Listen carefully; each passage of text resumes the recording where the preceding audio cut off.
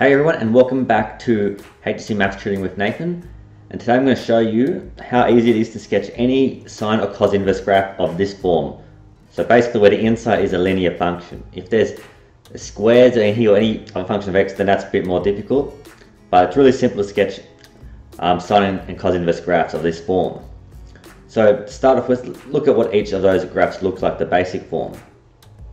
So sine inverse is basically like a cubic between 1 and -1, and that's negative pi on 2 and pi on 2.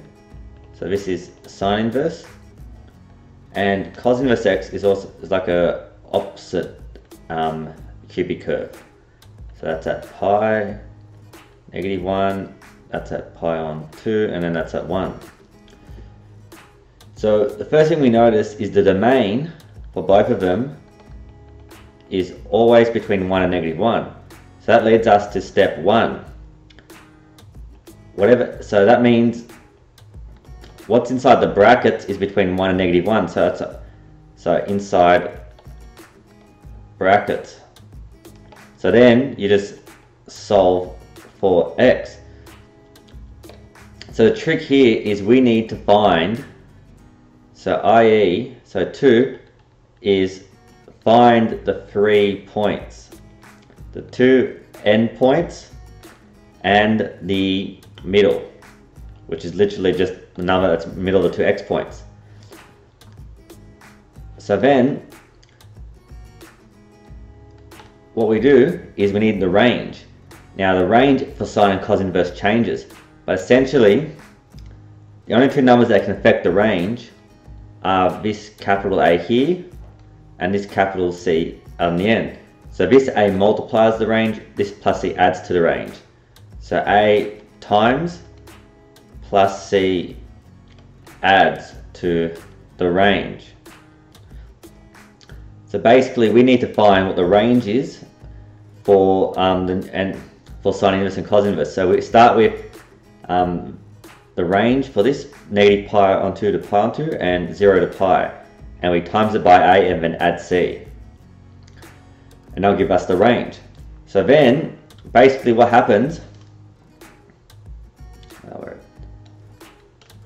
is we just need to match the endpoints with domain and the range. And the middle goes with middle. So middle goes with middle. Now the easiest way to match the endpoints, if you're not sure if it's a positive or negative way, is to test one endpoint. It's a shocking E. Because if you test one endpoint, you know where the other one has to go. So let's look at a couple of examples and applying this process, and let's make it really complicated. Well, not super complicated, let's just start. 2 sine inverse 2x minus 1. We're going to sketch that.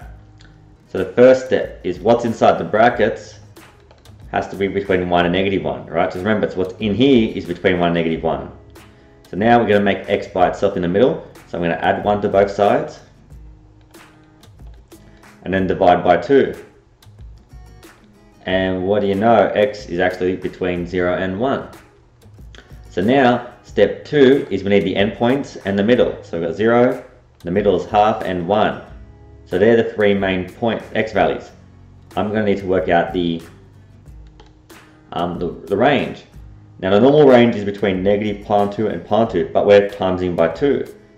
So if we times by 2, it's between pi and negative pi.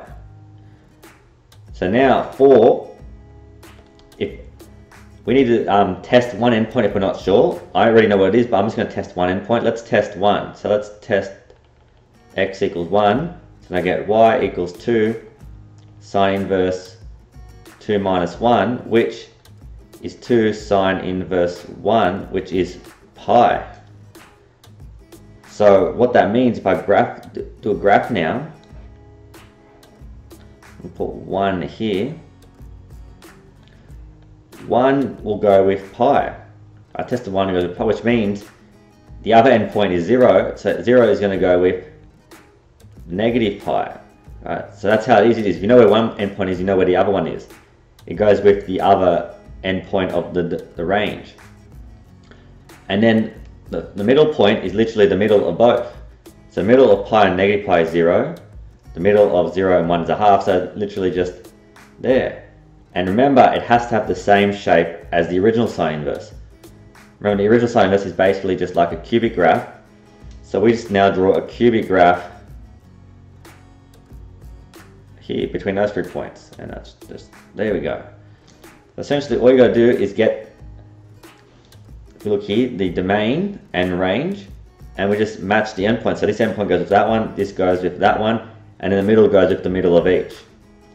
Okay, so let's just do one more example with cos inverse, just to clarify this, and let's make it a bit harder.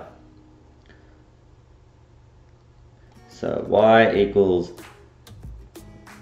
3 cos inverse 2 minus 3x minus 1.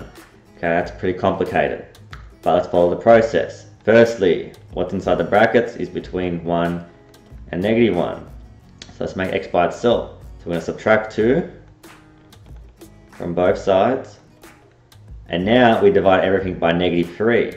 That becomes 1. But when we divide, inequality flips. So it becomes a third. So I like to rewrite it in ascending order. So a third is less than x, which is less than 1. That's a shocking less than. So now we need a range. So remember, for range, so this is domain range. So we're going to times the endpoints by 3 and then subtract 1. So the endpoint was 0, subtract 1, less than y. The highest one was pi, and then we're going to subtract 1. So my new range is negative 1 less than y, less than 3 pi minus 1. So now let's test our endpoints to see. I'm going to test a third in this case. A third will be better. I'm just going to do it on the side here. So x equals a third, y equals 3 cos inverse 2 minus 1 equals 3 cos inverse 1 minus 1. So cos inverse 1 is 0, so that equals minus 1. So I've tested the third, and that goes with the minus 1, which means the 1 will go with 3 pi minus 1. So let's draw that. So we've got a third here, 1 here, and the middle will be 2/3. So we know a third will go with minus 1. Probably should have drawn that. Let's draw that actually a bit closer. Let's put minus 1 there. So that goes there. 1 will go with 3 pi minus 1, which is going to be a huge number all the way up here. 3 pi minus 1 goes with 1. And 2/3 goes with the average. So if we add those together, 3 pi, it's going to be in the middle somewhere. 3 pi minus 2 over 2. 2/3. And now we just draw a cubic. And you can see here I did not do the scale too accurately, because that should be a bit lower. But basically, that's it. All you need. You need the 2 endpoints, the midpoint of each domain and range, and then just draw the cubic. Right? Sine inverse and cos inverse is just a cubic. So once you have the endpoints in the middle, you just got to draw a cubic between them. So I hope this helps you able to sketch any sine and cos inverse graph or at a basic level. And if you enjoyed today's video, make sure to give us a like and subscribe for future videos, or comment below on what you like in any future videos, or if there's anything you would like clarification on. Otherwise, I'll see you next time.